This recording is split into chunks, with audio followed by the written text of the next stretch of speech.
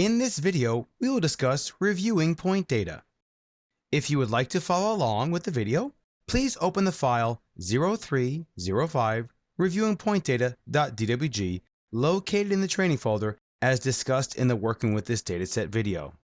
Civil3d provides great reviewing capabilities for point data.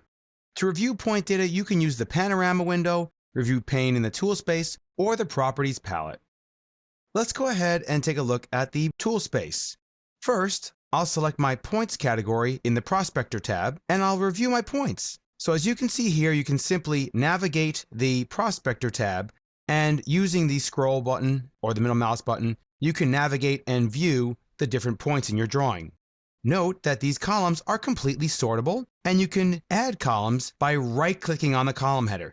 This functionality is very common for all column headers within Civil3d. This is a really good way to see if you have any points at, let's say, 0 elevation. I'll simply click on that to sort by it, and you'll notice that the lowest elevation that is selected here is 77.46. As we scroll through here, you can see the different elevations for the additional points as well. Another way to review points is to select them individually within your drawing and use the panorama window. Let's go ahead and zoom into my file, and I'll select a few points within my drawing. And in the contextual Cocoa Points ribbon, I can select the Edit List Points tool. This opens up the panorama window and opens up the point editor vista. You'll notice that all of the points that I have selected are contained within.